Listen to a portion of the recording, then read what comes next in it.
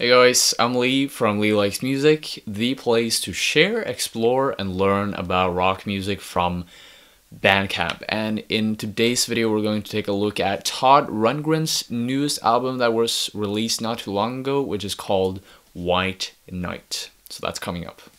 So a little bit of background story before we get into the album. So Todd Rundgren is actually a producer, artist, singer-songwriter that was really influential. I guess his heyday was back in the 1970s when he produced the record Something Anything and A Wizard, A True Star. So I have listened to Something Anything. That is an amazing record. It features a lot of pop songs, pop rock songs, ballads. Todd Rundgren is playing piano, he's also singing, he's playing the guitar on some of the tracks as well. And there's also some experimental things on this album too, which kind of transcends into his next album, Star, A True... What is it called again? A Wizard, A True Star. Both of these albums were released back in 1972, and both of them were actually featured on the Rolling Stone Top 100 album list, which is actually a really big thing. So yeah, I love Something Anything. I would highly recommend that one for you, and maybe also check out A Wizard, A True Star. Those are some amazing albums by Todd Rundgren. The reason why Todd Rundgren got famous in the first place was because he was an artist, but he was also an amazing and very sought after record producer. He was actually the best paid record producer at a certain point during the 1970s. So that was also one of his outlets for fame and for his career as being a producer. But anyways, going a little away from the background story here, the new album was actually something that Rundgren didn't intend to create in the first place. His record label was approaching him and asked him if he wanted to create a new record, and he was starting to think about it. He went into this thinking process, and what happened was that he thought that he didn't want to waste people's time. That is something that I felt that he did with his previous few records. He didn't want to create something that was just him. So he started to think, hey, maybe I should challenge myself a bit. Maybe I should invite people and create a collaboration record. This is one of the things that Todd Rundgren said in an interview not so long ago. My records have become, to a certain degree, echo chambers, where I'm just singing to myself. It's a very, very eclectic record with, I think he started out with 24 different artists that he wanted to include on the album, but then he cut some of those out because the album had a deadline that they had to reach, and I think that is maybe something that held the album back in terms of potential. A lot of these songs, a lot of the projects for this album was not actually finished before the deadline, the release date of the album. So there were actually tracks here that could have maybe been really awesome, that could have been great, but the artists didn't deliver in time. And that is partly due to the fact that Rundgren is living on Hawaii. He was producing this at his home in Hawaii, and because of the demographics, because of the logistics, he had to communicate with his other collaborators throughout the internet. So yeah, people were, all the artists, all the people involved in this album were kind of in their own little space, in their bubble, and they maybe didn't feel the time pressure in the same way as Rundgren did. Now, moving over to the collaborations on this album, I really want to talk about some of the most outstanding ones. For example, Robyn, Swedish pop artist. She's amazing. I'm a big fan of her. I like a lot of her stuff. Sorry. Trent Reznor and Atticus Ross. Like, what? Really? Collabing with Todd Rundgren? That was just so surprising, and the song that they made is actually pretty good too. He collaborated with Rebop Rundgren, his son, who is an amazing guitar player, or at least that is the first impression that I got from him. And there are just so many other artists here as well, such as KK Watson, Dan Funk, Daryl Hall, Joel Walsh, Betty Levette, and so many others too. So there's such an eclectic sound here. There are ballads, rap, funk, 80s pop, 80s rock. yeah, there's just so many styles, so much to dive into, and yeah, it's like a salad bowl of so many things to pick up. I love the idea of this record, but sadly it didn't ignite and engage me in the same way as the idea of the album did. So yeah, so this album is quite scattered, but there are sections of the album that I feel are weighing a lot, or more particularly one section that is placed near the end of the album. That Could Have Been Me, Deaf Ears, By My Tea, and Wouldn't You Like to Know are some of the last tracks on the album, and these are the tracks that were just, I was mind blown when I listened to those tracks. There's so much replay value here that, yeah, you just have to check them out. If it wasn't for track number 12, Naked and Afraid, this would have been a perfect section. But this 12th track, Naked and Afraid, I think Lavette is collabing with Rundgren here. It is this type of 90s inspired dance electronic song that mixes these soul vocals in it. I just didn't like it at all. It felt so awkward to listen to it, and I immediately skip it when I hear it.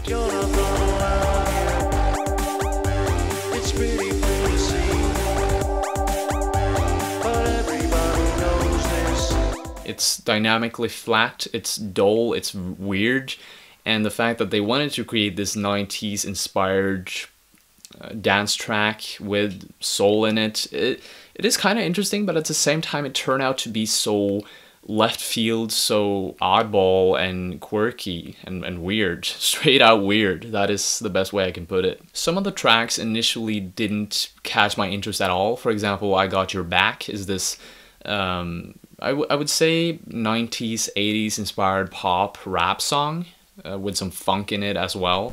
Move you out of the gutter and off of the street. I got your back.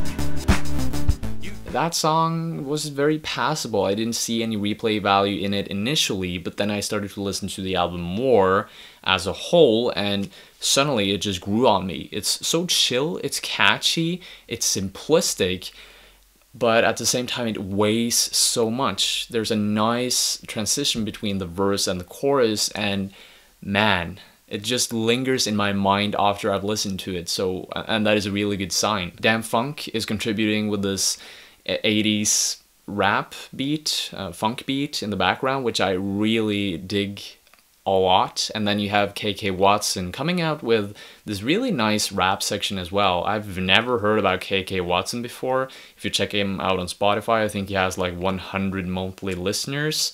So I guess he's famous for something, but maybe it's not rap. I have no idea. But at the same time, I think his section was really good in the song nonetheless. The synths blend so nicely into the verses and choruses and makes out for this soaring, light sonic soundscape that fits perfectly together with the vocals and the beat. Just a great track that grew on me more and more. Sleep is another track that I found to be passable, but I'm finding it more and more interesting and noteworthy now that I'm mentioning it, and the more I actually look into the album. I'm sitting in the dark, I'm watching you sleep. It is starting to grow on me. It has this harmonious, nostalgic, and kind of quirky guitar passage. It sounds really great, but at the same time there's something that is a bit off about it. It might sound really weird and maybe a bit pretentious that I'm saying this, but there's just so many things that is standing out on this track that it just ends out not being a standing out track. You know what I mean? I hope you get what I mean. Just listen to the song and try to understand what I'm saying here. There's a lot of things that is standing out here, but in that way it just constricts and conforms itself in a way. I think the second verse in the song has this synth that it sounds so discordant, it sounds so out of tune with the vocals and the rest of the melody. Oh man, it's so out of touch with the song, but at the same time it's unsettling in an addictive way. Yeah, I'm having a weird relationship with the song, but Go and check it out. It's called Sleep. In addition to tracks that are steadily growing on me as I'm having this album on rotation, there's also songs that just instantly stuck with me. I never dreamt of hearing Robyn in this 80s inspired pop song, but now I know that I always longed for something like that, because the song where Robyn is collabing with Rundgren, that is just an amazing song. I can't remember the name of the song right now. That Could Have Been Me. That's the name. The beat, the piano, the synths, the vocals, everything is mixed together in such a fine-tuned way. It sounds so crisp, and you can really tell that Rundgren has decades of experience with mixing and producing records, because the quality of the sound here, the mixing, everything is just highlighted in such a beautiful way that makes the track even more, it makes it so much better. In other ways, it's just a well-crafted pop song that is actually, yeah, it's very beautiful. It's, in a way, it's very standard, but at the same time, Robyn's voice is so unique. It's fitting so perfectly into the soundscape here that, yeah, man, I'm speechless. But I will swallow my pride.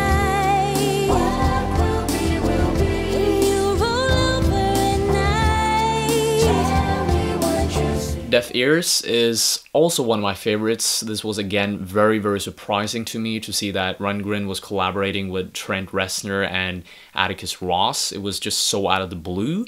And it was nice to see how, or to listen to how Rundgren was actually emulating his voice, transforming his voice in a way that almost sounds a bit similar to Trent Reznor's singing style. During the verses, he sings in a very clean and monotone way almost, but during the chorus, he turns his voice into a more mechanical, dark, and more visceral character. It is also coupled with an effect that is very static. It sounds a bit fuzzy, and that adds a bit of darkness and edge to the vocals as well. I really had a thing for the shortness of the song, the apocalyptic theme of the lyrics, and also the overall darkness of the song. And the collab in general was just very outstanding and, yeah, amazing to me.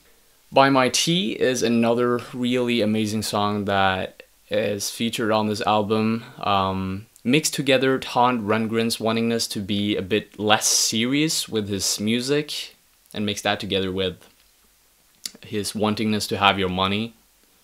It might sound a bit weird, but mix that together and you've got yourself a great comedic funk rock track. That is literally what this is. He is singing about how you can bootleg his music, but you have to buy his cotton goodies. Go and check it out. It's such a funny and also just amazingly catchy song. Wouldn't You Like to Know is another song that is just so out there for me.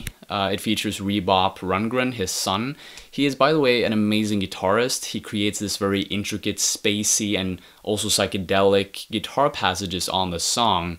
Yeah, it's a very outstanding track, and it adds a lot of quality to the whole record. Todd's philosophical lyrics on top of this, in addition to the very simplistic drum loop, it just makes out for this very big soundscape that you just want to listen to over and over and over again. The different genres, the different collaborators, and also the fact that there's a quite big difference in terms of the quality of the different songs here made this album into kind of a mixed salad for me. I think what could have made this record a little bit better is maybe if Rundgren had maybe a bit more time on his hands to create this record, to actually mold it, because there were, as I mentioned earlier on, songs on this album that were left out, projects that weren't finished, so maybe there would have been some golden nuggets there. I don't know. I'm gonna give this album a 6 out of 10, and yeah, it is quite worthy to check out some of the tracks here because they are outstanding, but I would never listen to the whole album from start to finish. If you want to check out something that is a bit better in terms of quality, and if you're open-minded about music, go and check out Something Anything, which is quite an amazing album, and also a Wizard I always forget a name, so I need to check the notes here.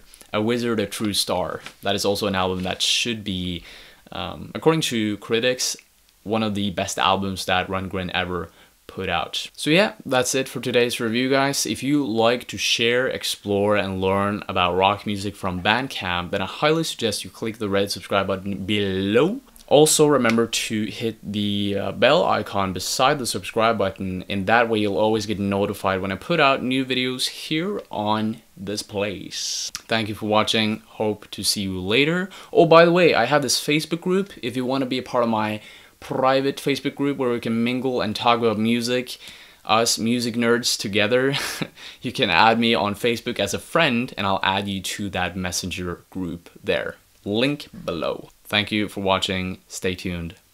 Bye. I used to stand in line